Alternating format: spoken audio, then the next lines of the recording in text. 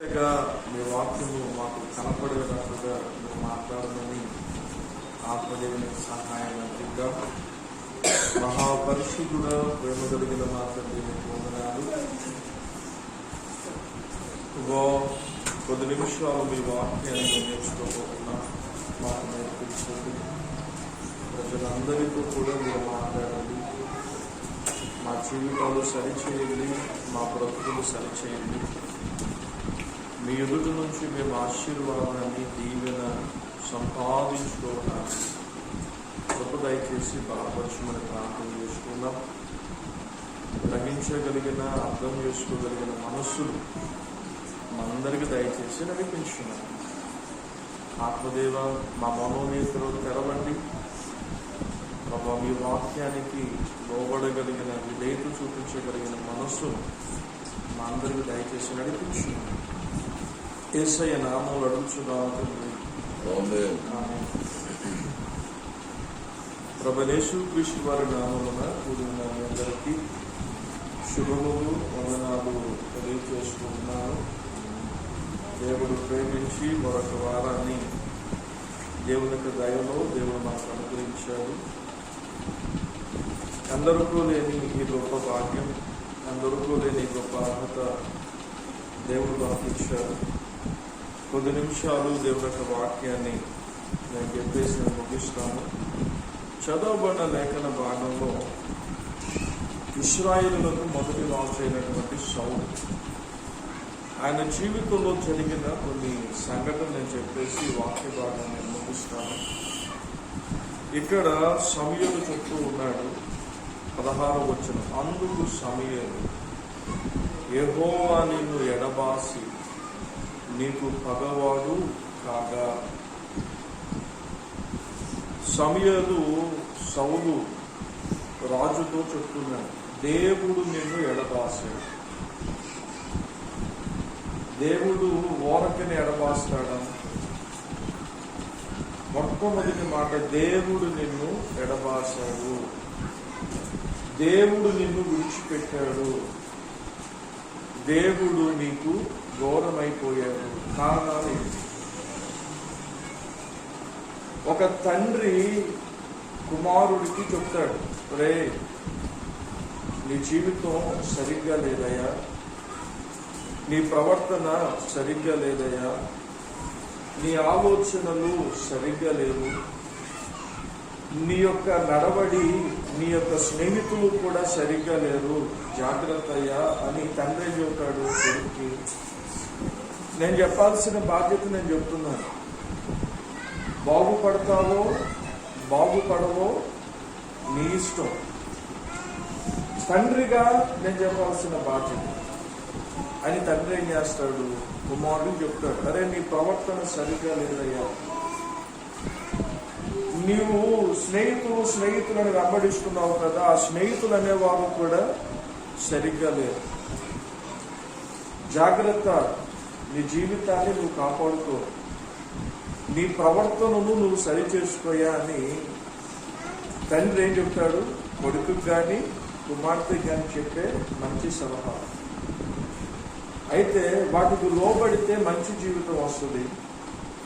వీళ్ళు అలాగే చెబుతారులే, మాకు తెలియదా అని అహంకారంతో బుద్ధి లేని ప్రవర్తన కలిగి ప్రవర్తిస్తే నష్టపోయేది ఎవరో తెలుసా? తల్లిదండ్రులుగా ఎవరైతే మాట వినకుండా లోబడకుండా ఉంటారో వారే నష్టపోయేవారుగా ఉంటారు.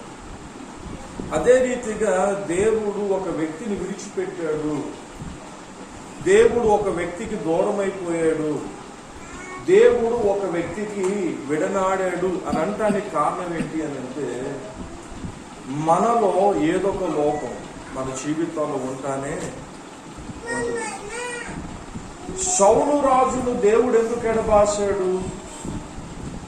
సౌలు రాజుకు దేవుడు ఎందుకు దూరం అయిపోయాడు? సౌలు రాజుకు దేవుడు ఎందుకు పగస్తుడుగా అయిపోయాడు? కారణం ఏంటో తెలుసా? ఇదే మొదటి సమూయేలు గ్రంథం 15వ అధ్యాయంలో రాస్తాడు.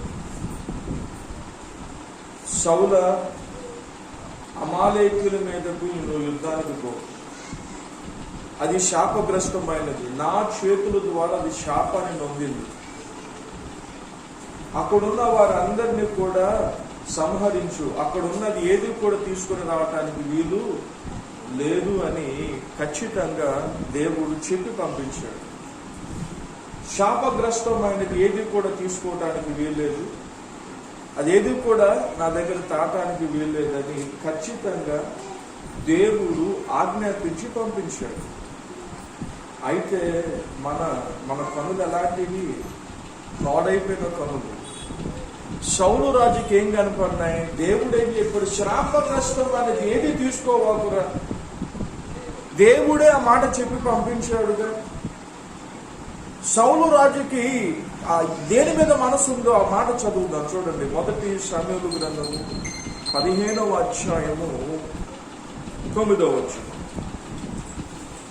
సౌలు జనులను కూడి అగూబును గొర్రెల్లోను ఎడ్లలోను క్రొవ్విన గొర్రె పిల్లను మొదలైన వాటిని మంచి వాటిని నిర్మూలము చేయక కడగా ముంచిన పనికి రాని నీచ పశువులన్నిటినీ నిర్మూలము చేసిరి. ఏం చేయలేదంట? బలిసిన వాటిని, క్రొవ్విన వాటిని, మంచివి కూడా తెచ్చిపెట్టుకున్నాడు. నీచమైనవి, పనికి మాలినవి దేవునికి అర్పించాడు. మొత్తాన్ని, నీచమైనవి, పనికి మాలినవి మొత్తాన్ని చంపాడు. బాగా కొవ్వినవి, బలిసినవి, శ్రేష్టమైన ఆరోగ్యం కలిగిన వాటిని అన్నిటిని ఏం చేశాడు? ఉంచాడు. జాగ్రత్తగా వెళ్ళండి. దేవుడు ఏం చెప్పాడు? అది శాపగ్రస్తమైందయ్యా, నువ్వు ఏది తీసుకోవడానికి వీల్లేదు అని దేవుడు చెప్పాడు. దాంట్లో మంచి వాటిని ఎన్నుకున్నాడంటే ఈయన. దేవునికి తెలియని మంచి దాన్ని ఉంటుందండి. అరే శాపగ్రస్తమైందిరా, దాంట్లో ఏది కూడా పట్టుకోవటానికి వీల్లేదు, అన్నీ కూడా సంహరించేసి చంపేయరా అని దేవుడు చెబితే సౌలు ఏం చేశాడు? మంచి వాటిని తెచ్చి పెట్టుకున్నాడు. దేవునికి తెలియని మంచి అక్కడ ఉందా? దేవునికి మరుగైంది అక్కడ ఏమైనా ఉందా? ఈయన ఆలోచన కలిగి, ఈయన ప్రణాళిక కలిగి, ఈయన ఉద్దేశాలు కలిగి దేవుడు చెప్పింది శాపగ్రస్తమైనది ఏది తీసుకోవాకురా అని చెప్తే దేవుడు ఎవడంటారా? వీటికంటే శ్రేష్టమైన ఈవులు దేవుడు ఇచ్చేవాడు, వీటికంటే అమూల్యమైనవి దేవుడు ఇచ్చేవాడు, వీటికంటే ఉన్నతమైన స్థితిలో దేవుడు కూర్చోబెట్టడానికి అర్హుడు ఆయన. అయితే మన కనులు, మన బుద్ధి, మన జ్ఞానం ఏం చేస్తుందనంటే దేవుడు చెప్పిన మాటకు అవిధేయతగా జీవించి దేవుడు నన్ను ఎడబాసగడ సంగతి కూడా తెలియక మనం ప్రవర్తిస్తున్నాం. దేవుని మందిరానికి వెళ్ళానులే, దేవుని ఆరాధించానులే, దేవుని సేవించానులే, దేవుని వెంబడించాలని చెప్పుకుంటూ మనలో ఎంత పాడైపోయిన బుద్ధి, ఎంత పతనమైపోతున్న బుద్ధి. నేను మంచోని అనుకుంటూ చెడులో జీవించేవారు లేరంటారా? చాలా జాగ్రత్తగా ఆలోచించండి. దేవునికి తెలియని మంచి అమాలేకుల దగ్గరే ఉంది. మంచి వాటిని, క్రొవ్విన వాటిని తీసుకొని వచ్చి పెట్టాడు. శాపగ్రస్తమైంది ఏది తీసుకోవాకురా, నీకేది కావాలన్నది నేను ఇస్తానయ్యా అని దేవుడు ఇవ్వటానికి సమర్థుడు. కానీ చిన్న వాటికి ఆశించి, చిన్న వాటికి లోబడితే శ్రేష్టమైన ఆశీర్వాదాన్ని కోల్పోతున్నా మనం ఉన్నాం. చిన్న వాటికి ఆశించి, చిన్న వాటికి కోరికలు పెట్టుకొని దేవుడు ఎంతగానో దీవించాలని, ఆశీర్వదించాలని ప్రణాళిక కలిగి ఉంటే మనం ఏం చేస్తాం? చిన్న వాటిని ఆశించి దేవుడిచ్చే ఆశీర్వాదాన్ని, దేవుడిచ్చే దీవెనను కోల్పోతుందా? లేదు. చిన్న వాటికి ఆశించి మంచిది అని అనుకొని దేవునికి అనిపిస్తే దేవుడు అంటాడు, చక్కని మాట అంటాడు. చూడండి, ఇదే వాక్య భాగంలో మొదటి సమూయేలు గ్రంథము 15వ అధ్యాయము 22వ వచనం. అందుకు సమూయేలు తాను సెలవిచ్చిన ఆజ్ఞను ఒకడు గైకొనుట వలన యెహోవా సంతోషించునట్లు ఒకడు దహన బలులను అర్పించుట వలనైనను సంతోషించున ఆలోచించును. బలులు అర్పించుట కంటే ఆజ్ఞను గైకొనుటయు పొట్టేలు కొవ్వును అర్పించుట కంటే మాట వినుట శ్రేష్టము. దేవుడు చెప్పిన మాట. మంచి వాటిని తెచ్చుకున్నాడు. శాపగ్రస్తమైంది ఏది వద్దయ్యా అన్నాడు. కానీ దేవుని మాట విన్నాడా? దేవుని మాట విన్నాడా? చెప్పండి అమ్మా, దేవుని మాట విన్నాడా? దేవుని మాట వినలేదు కాబట్టి దేవుడు ఎడబాసాడు. ఇక్కడ కూడా జాగ్రత్తగా ఉండండి. దేవుని దైవ సేవకులు ఎప్పుడు చెప్తా ఉంటారు, ప్రార్థనకు రండి, క్రమకూటాలకు రండి, బుధవారం వాక్య కూటం, శనివారం విజ్ఞాపన కూటం, తర్వాత ఆన్లైన్ ప్రార్థనలు. దేవుడు ఇవన్నీ ఎందుకు ఏర్పాటు చేశాడు? దేవుని సేవకుడికి పని పాట లేదనా? కాదు. దేవుడు మీ కుటుంబాలకు దూరం కాకూడదని, దేవుని సన్నిధిలో నుంచి మీ కుటుంబాలు దూరం కాకూడదని, శాపముగా ఉన్న మీ కుటుంబాలు, దోషాలతో నింపబడుతున్న మీ కుటుంబాలు మీకు మీరుగా సరి చేసుకోవటానికి క్రమకూటాలకు రండి, విజ్ఞాపన ప్రార్థనకు రండి, ఉపవాస ప్రార్థనకు రండి అని అంటే వీటికి సమయాన్ని ఇయ్యం. పాడు చేసుకున్న సీరియళ్లకు, ముసలమ్మ ముచ్చట్లకు, రకరకాల అన్నిటికీ సమయాన్ని ఇచ్చి ఏమైపోతుందో తెలుసా?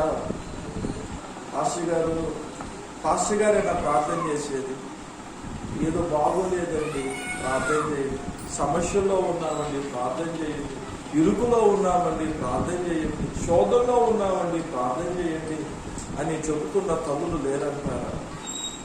దేవుని సన్నిధిలో క్రమమైన కూటాలకు రండి. దేవుడు ఎడబాస్తాడు. దేవుడు దూరం అయిపోతే అశాంతి, దేవుడు దూరం అయిపోతే నెమ్మదుండదు, దేవుడు దూరం అయిపోతే అనారోగ్యాలు, దేవుడు దూరం అయిపోతే మన చీకటి వెంటాడితి మన అల్లాడిస్తూ ఉంటే ఆ శ్రమను తట్టుకోలేక నీ నోటితో ఏమంటావు? దేవుడు నన్ను చిన్న చూపు చూస్తాడు. నువ్వు దేవుడు నిన్ను చిన్న చూపు చూడట్లా, నీవే దేవుని చిన్న చూపు చూస్తున్నావు. నీవే దేవుని సన్నిధిని చిన్న చూపు చూస్తున్నావు. నీవే దేవుని సన్నిధికి రాకుండా నా పనులు, నా డబ్బు, నా ఇల్లు, లోకముచ్చట్లు, సీరియలు వీటికి ఆకర్షించబడి దేవుని సన్నిధి నీవే చిన్న చూపు చూస్తున్నావు. కానీ దేవుడు ఒకవేళ చిన్న చూపు చూస్తే మన జీవితాలు ఎలా ఉంటాయి తెలుసా? దేవుడు ఒకవేళ చిన్న చూపు కనుక చూడటం ప్రారంభించాడు అని అంటే మన జీవితాలు ఎలా ఉంటాయి తెలుసా? చాలా భయంకరంగా ఉంటాయి. మనం ఎప్పుడు కూడా ఒక పాట పాడతాం, ఒక క్షణమైనా నీవు నన్ను విడిచినా నేనేమైపోతానో తెలియదయ్యా, నీ తోడును బట్టి, నీ నీడను బట్టి నేను ఇలా బ్రతుకుతున్నా. దేవుడు కనుక చిన్న చూపు చూచాడు కనుక ఏమైపోతామో తెలియదు. జాగ్రత్త. దేవుని మాట వినట శ్రేష్టం. ఒకవేళ దేవుని మాట వినకపోయినా, దైవజనుడి మాట వినకపోయినా దేవుడు మనల్ని ఎడబాస్తాడు. ఇది మాత్రం వాస్తవం. దేవుని క్రమకూటాలు ఎవరి కోసం? పాస్టర్ గారి కోసమా? ఎవరి కోసం? యేసు ప్రభు వారు చెప్పింది, యెరూషలేము కుమార్తెలారా నా కోసం వేడబాకండి అమ్మా. ఎవరి కోసం వేడబాకండి? మీ కోసం, మీ పితరుల కోసం ఎందుకు ఏడవమన్నాడు? వారు మాట వినే స్వభావం లేరు, వారు లోపడగలిగిన స్వభావం లేరు, వారు విధేయత చూపించగలిగిన స్వభావం లేరు. యెరూషలేము కుమార్తెలారా నా కోసం వేడబాకండి. మీ కుటుంబాలు బాగుపడాలని, మీ బిడ్డలు మంచి క్రమంలో ఉండాలని, వారు మంచి బోధలో, మంచి తలంపులో, మంచి ఆలోచనలో వారు ఉండాలని నిత్యము నా సన్నిధిలో ఏడవమన్నాడు. యేసు చెప్పిన మాట అదే, దైవ సేవకులు కూడా చెప్పే మాట అదే. క్రమకూటాలకు రాకుండా, ఉపవాస ప్రార్థనలకు రాకుండా, దేవుడు మనతో ఉంటారంటారా? మౌనిక చెప్పు. డబ్బు ఉంటుంది కానీ ఆరోగ్యం ఇచ్చే ప్రభు ఉండడు. బంగారం ఉంటుంది, సంతోషాన్ని ఇచ్చే ప్రభు ఉండడు. ఇల్లులు ఉంటాయి, కారులు ఉంటాయి, వాహనాలు ఉంటాయి, నెమ్మది ఇచ్చే ప్రభు మాత్రం ఉంటాడంటారా? ఉంటాడా చెప్పండి. నా దగ్గర డబ్బు ఉంది కానీ నెమ్మది ఉండదు. నా దగ్గర బంగారం ఉంది, ఆనందం ఉండదు. కారణం ఏంటి? నీ డబ్బు నీకు ఆనందం ఇవ్వచ్చుగా, నీ బంగారం నీకు ఆరోగ్యాన్ని ఇవ్వచ్చుగా. కారణం ఏంటి? ప్రభు మాట గనక నువ్వు వింటే ఆయన నిన్ను ఎప్పుడు విడిచిపెట్టడు. మనం ఏం చేస్తాం? ఆయన మాటకు దూరం అయిపోయి ఆయన మాటకు వినకుండా ఏదో సాధించాలి ఏదో అని నువ్వు అనుకుంటే ఎప్పుడు ఏడవుతుంది. ఇది మాత్రం వాస్తవం. సౌలు జీవితంలో కూడా అదే. సౌలా, దేవుడు నిన్ను ఎడబాశాడయ్యా. సౌలా, దేవుడు నీకు పగవాడయ్యాడయ్యా, నన్ను పిలిచావు. కారణం ఏంటి? ఆయనే విడిచిపెట్టాడు. కారణం ఏంటి? నీ జీవితం సరి చేసుకున్నట్లయితే ఆయన నీతో ఉండేవాడుగా. నీ బ్రతుకును సరి చేసుకున్నట్లయితే ఆయన నీతో ఉండేవాడుగా. ఆయన మాట వినలేదు, ఆయనకు విధేయత చూపించలేదు, ఆయన దగ్గర నువ్వు పశ్చాత్తాపడలేదు. మంచిది క్రొవ్విన వాటిని, బలిసిన వాటిని, మంచి వాటిని అన్నిటిని తెచ్చిపెట్టుకున్నావు. దేవునికి తెలియని మంచి నీకు తెలుసా? ఆఖరికి ఎలా ఉందో తెలుసా? దేవుడు ఎడబాసేలాకే ఒక మాట నేను చెప్పేస్తాను. సౌలు జీవితంలో ఏమి సాధించాడు? బాగా డబ్బు ఉంది, బాగా బంగారం ఉంది, కానీ ఏమి సాధించాడో తెలుసా? ఆ మాట చదువుకుంటాను చూడండి. 1 సమూయేలు గ్రంథం 30వ అధ్యాయం. 1 సమూయేలు గ్రంథం 30వ అధ్యాయం.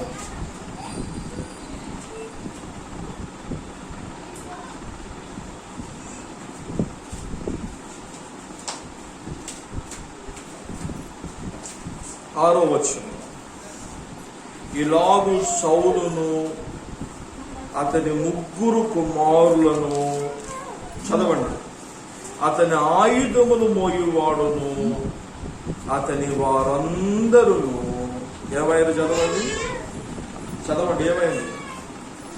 ఇలాగు సౌలును అతని 3 కుమారులను అతని ఆయుధములను మోయువాడును అతని వారందరూ ఒక్క దినమే, చదవండి అమ్మా, చదువు రాని వాళ్ళు చదువు వచ్చిన వాళ్ళు చదవండి. ఒక్క దినమునే, చదవండి అమ్మా, ఒక్క దినమునే ఎంతమంది? సౌలును అతని 3 కుమారులను అతని ఆయుధములు మోయువారును ఒక్క దినమునే.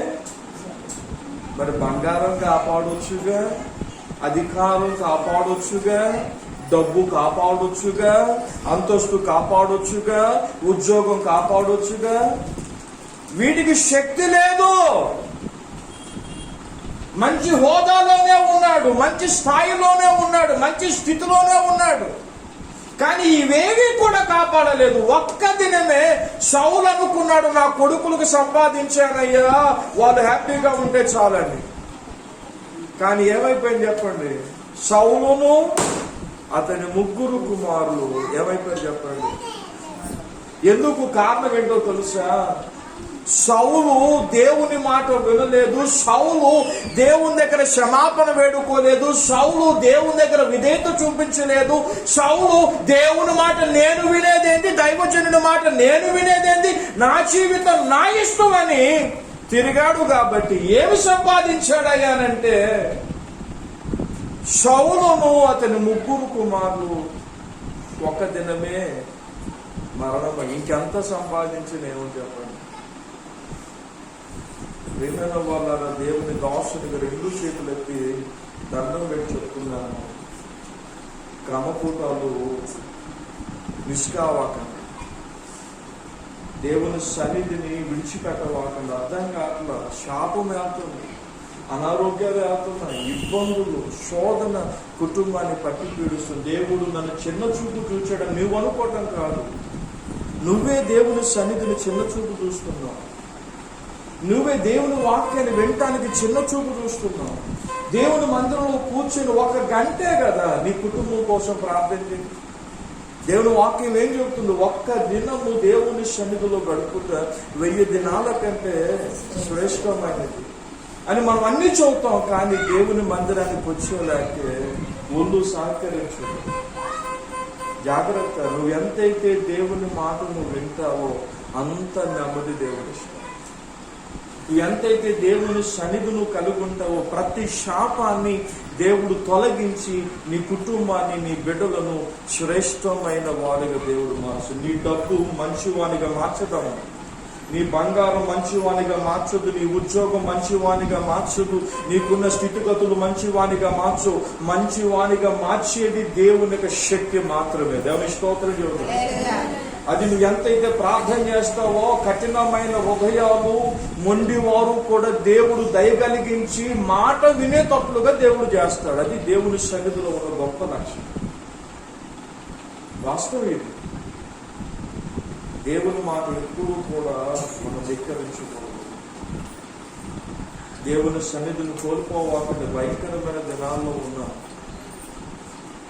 ఒకానొక సమయంలో తెల్ల జాడ తల్లికి లేదు. తల్లి జాడ తినకూడదు. నువ్వు జాగ్రత్త జాగ్రత్త జాగ్రత్త అంటావు. ఏం జాగ్రత్త? దేవుడు జాగ్రత్త చేయాలి. పొదుగుకులు పిల్లలు వెంట ఉంటావా? తెల్ల జాడ తల్లికి లేదు, తల్లి జాడ పిల్లలకు లేదు. మా నాన్నగారి దగ్గర నేర్చుకున్నది ఏంటో తెలుసా? అయ్యా నాకు 9 సంతానం అయ్యా, వారి బుద్ధి నేను మార్చలేను, వారి ప్రవర్తన నేను మార్చలేనని మా నాన్నగారు ఎప్పుడు కూడా ప్రార్థన చేస్తా ఉంటారు దేవుని సన్నిధిలో. డబ్బు మనసును మార్చదమ్మా. డబ్బు కోపాన్ని అనచుడు. డబ్బు మాట వినే స్వభావాన్ని అనచుడు. ప్రార్థన ఏం చేస్తుందంటే హృదయాలు, జీవితంలో ఉన్న హృదయాలు మారుస్తావు. అంతేగాని ఈ లోకంలో ఎన్నైనా కలుగుండు అవి మనం పాడు చేయడానికే కానీ దేవుని సన్నిధి కలిగి దేవుని మాట కలిగి మనం విధేయత కలిగి చూపిస్తే మన కుటుంబాలు ఆనందంగా ఉంటాయి. దేవుని స్తోత్రం. దేవుని స్తోత్రం. దేవుని సన్నిధి కలిగి ఉండండి. ఆ దేవుని సన్నిధి ఎడబాసింది పగవాడైతే ఏం సాధించాడు సౌలు గారు? దేవుని యొక్క ప్రణాళిక ఎలా ఉందో తెలుసా? సౌలు రాజ్యం మీద శాశ్వతంగా సౌలు రాజ్యాన్ని స్థిరపరచాలని దేవుని యొక్క ఆలోచన. శాశ్వతంగా దేవుని యొక్క రాజ్యంలో రాజుగా నిలవాలని దేవుని యొక్క ఆశ. అయితే ఒక చిన్న అవిధేయత పని తన పొరుగు వాడైనటువంటి దావీదుకి వెళ్ళిపోయింది. ఆశీర్వాదం దావీదుకి వెళ్ళిపోయింది. ఎంత భయంకరమో కదా! సౌలు అతని 3 కుమారులు ఆయుధం మోసేవాడు 1 దినమే చచ్చిపోయాడు. కారణం ఏంటి? దేవుని సన్నిధిలో గడపలేదు. దేవుని దగ్గర పశ్చాత్తాపలేదు. అవునయ్యా నేను వ్యతిరేకంగా పాపం చేశాను. అవునయ్యా నేను మాట వినలేదు. అవునయ్యా నీ సన్నిధికి నేను దూరం అయిపోయాను. అవునయ్యా నేను మంచి ప్రవర్తన నేను కలిగి జీవించలేదు అని దేవుని సన్నిధిలో గడపలేదు కాబట్టి శాపం వచ్చింది. అదే నేను ఎందుకు చెప్తున్నానంటే ఆ శాపము మనం అనుభవించకూడదు. ఆ భయంకరమైన తెగులు మనం అనుభవించకూడదు.